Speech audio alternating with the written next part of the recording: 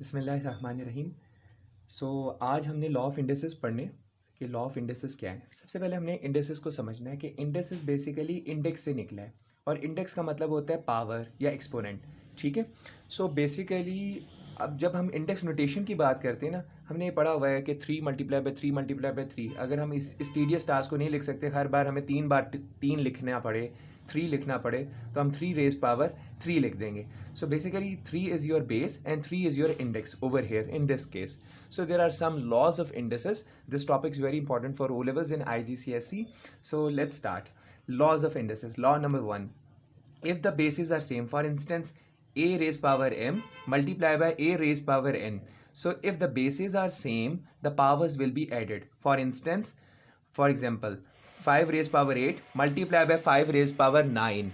So what we have to do, होगा ये कि 5 चूंकि दोनों बेसिस हैं और वो सेम है, तो 8 + 9 is how much, it will be 17. Okay. Second law, इसे हम डिवीजन लॉ भी कहते हैं. मैं इस पर लिख भी देता हूँ कि ये डिवीजन लॉ है basically. For instance basis same है लेकिन वो आपस में डिवाइड हो रहे हैं. Let's suppose a raise power m divided by a raise power n. So हम ये क्या करेंगे, जब हम इसको इस तरह सॉल्व करेंगे कि हम a रेज पावर -n बना देंगे, यानी हमारा जो डिनोमिनेटर के अंदर जो पावर है वो जब ऊपर आएगी तो उसका साइन चेंज हो जाएगा. अगर ये ऑलरेडी नेगेटिव होता, फॉर इंस्टेंस यहाँ माइनस होता, तो ऊपर आके ये पॉजिटिव हो जाता. अब ये पॉजिटिव है तो ऊपर जाके इसका साइन चेंज हो गया, माइनस हो गया. और सिंपली फिर वही रूल जो कि when the bases are same and they are multiplying with each other.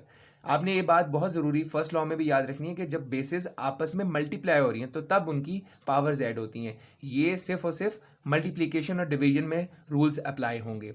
Okay. अगर इनके दरमियान इन बिटवीन प्लस साइन होता तो ये कभी भी ऐड नहीं होते. ओके.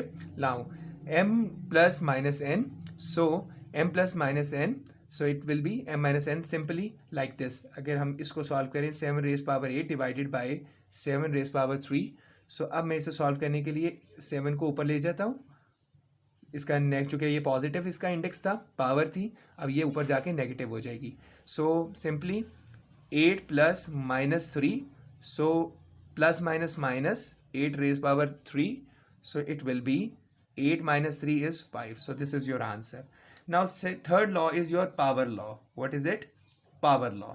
So इसके अंदर ये होता है, ये जो हमारी पावर है, आप for instance a raised power m whole power n, तो ये पावर्स आपस में इंटरेक्शन करेंगी और ये आपस में मल्टीप्लाई हो जाएंगी. जब ये मल्टीप्लाई होंगी तो ये mn बन जाएगा. For instance 5 raised power 7 whole power 3, so 7 multiplied by 3 it will become 21. Is it okay? Now next come law number 4. If the bases are not same, mean the bases are different, like in this case a raised power n multiplied by b raised power n.